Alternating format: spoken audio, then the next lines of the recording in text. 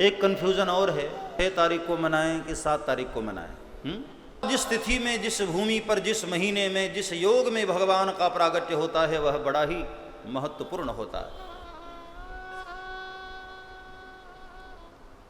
भगवान के प्रागट्य के पूर्व मां देवकी ने कितना तप किया होगा,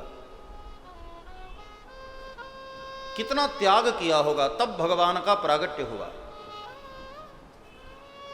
हमारे आपके लिए भी इसलिए जन्माष्टमी का पर्व बहुत महत्वपूर्ण हो जाता है। सनातन धर्मावलंबी, भगवान श्री कृष्ण के प्रेमी वैष्णवजन सभी लोग जन्माष्टमी का पर्व मनाते हैं और मनाना ही चाहिए। भाई आप अपने बच्चे का जन्मदिन मनाते हैं तो यह तो जगत पिता है। जिस तिथि में भगवान का प्रागट्य हुआ है उसमें खुशियां मनाओ, उत्सव मनाओ, मनाना ही चाहिए। जिनके कारण हमें आनंद मिल रहा है, जो आनंद सिंधु सुख राशि, जिनके कारण हमें सुख मिल रहा है, जिनके कारण हमारा जीवन है, ऐसे परमात्मा के प्रागट्य की तिथि तो हमको बड़े ही हर्षोल्लास के साथ मनाना चाहिए। कृष्णम वंदे जगत गुरुम,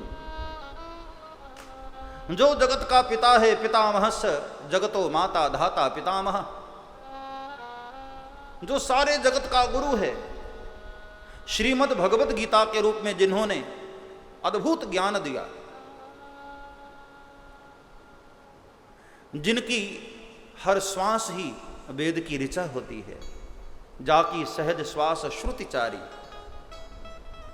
ऐसे परमात्मा के प्रागट्य पर खुशी मनाओ।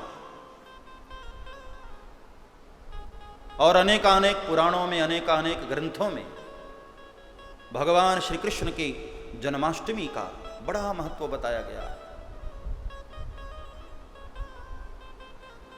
कई कई ग्रंथों में भगवान श्री कृष्ण के प्रागट्य वाली जो तिथि है उसकी तो ऐसी महिमा बताई है। जन्माष्टमी का पर्व हम सभी वैष्णवों को मनाना चाहिए और हो सके तो व्रत रह करके मनाओ। मां देवकी की तरह तप करो, जैसे देवकी मैया ने तप किया और भगवान का प्रागट्य हुआ और सारे संसार को प्रसन्न किया, ऐसे ही हमारे जीवन के विकारों को नष्ट करवाना चाहते हो। आप ये चाहते हो कि हमारे जीवन की बुराइयां मिटें, हमारे जीवन में सद्गुणों का प्रवेश हो, आनंद का संचार हो, तो भगवान श्री कृष्ण के प्रागट्य की तिथि पर व्रत रह करके भगवान का भजन करो, अन्य का त्याग करके, हो सके तो केवल जल पर रहो, जूस इत्यादि ले लो, फल ले लो, व्रत रहो, तप करो और दिन भर संकल्प लेकर भगवान का स्मरण करो, भगवान के प्रागट्य का इंतजार करो। यदि आपने व्रत रहकर, तप करके, त्याग करके, संकल्प लेकर जन्माष्टमी का पर्व मनाया तो मैं भरोसे के साथ कह सकता हूं भगवान के प्रागट्य वाले समय में आपके जीवन में भी सद्गुणों का संचार होगा और आनंद की लहर आपकी जिंदगी में भी आएगी। तप करो, भगवान के आने की प्रतीक्षा में, इंतजार में तपस्या करो।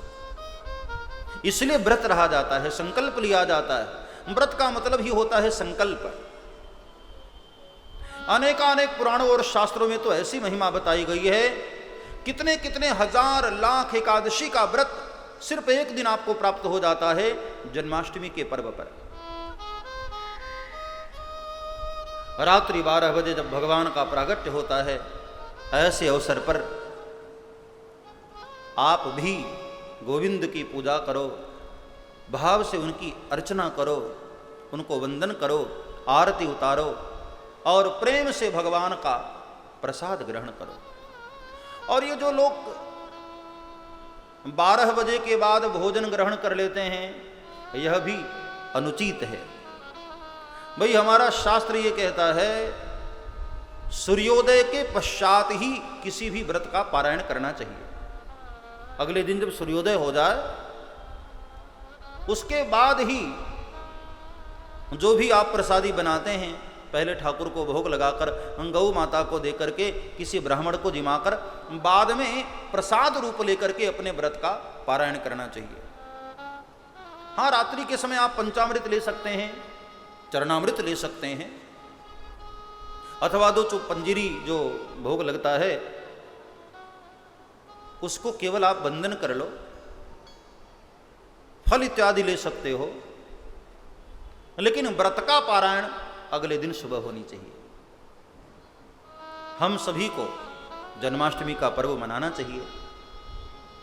भगवान ने प्रकट होकर के असुरों का विनाश किया है और धर्म की रक्षा की है। हमारी जिंदगी में भी हमारे नियमों की रक्षा करेंगे, हमारे जीवन के भी दुर्गुणों का नाश करेंगे, विकारों का नाश करेंगे और हमें आनंद मिलेगा। इसलिए भी जन्माष्टमी का पर्व सबको मनाना चाहिए और मनाना ही चाहिए।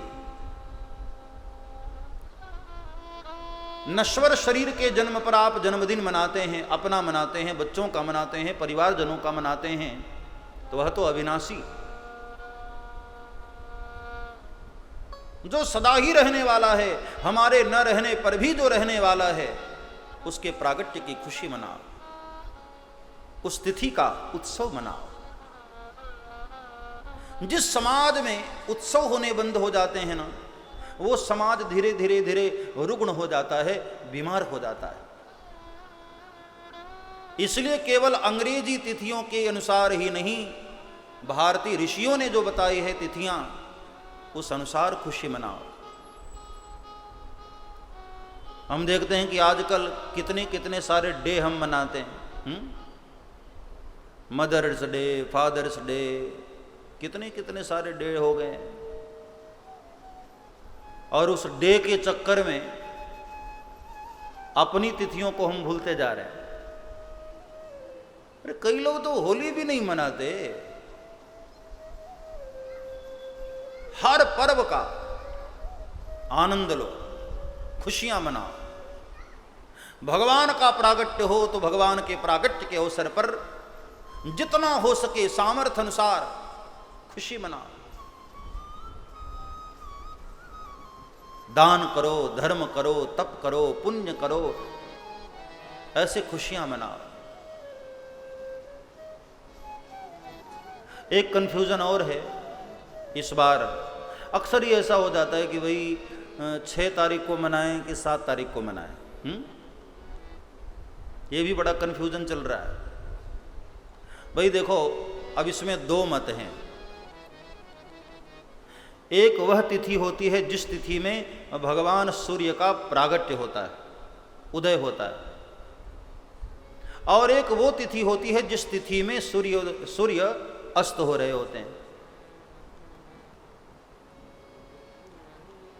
तो जिस तिथि में भगवान सूर्य उदय होते हैं, ज्यादातर वैष्णव उसी तिथि को मानते हैं। 6 तारीख को जो रोहिणी नक्षत्र आ रहा है वह सूर्योदय के बाद आ रहा है, मतलब उस तिथि में सूर्य उदित नहीं हो रहे। और 7 तारीख को उसी तिथि में सूर्योदय हो रहा है। इसलिए वृंदावन में अनेकानेक मंदिरों में और भारत के बहुत सारे वैष्णवजन इस बात का निर्णय करते हैं कि 7 तारीख को ही जब सूर्य उसी तिथि में उदय होंगे तो उदया तिथि की जो तिथि है उसी में जन्माष्टमी मनाई जाएगी।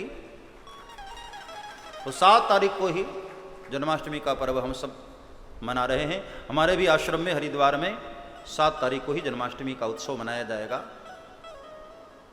व्रत रह करके और बड़ी श्रद्धा के साथ खुशियां मनाओ।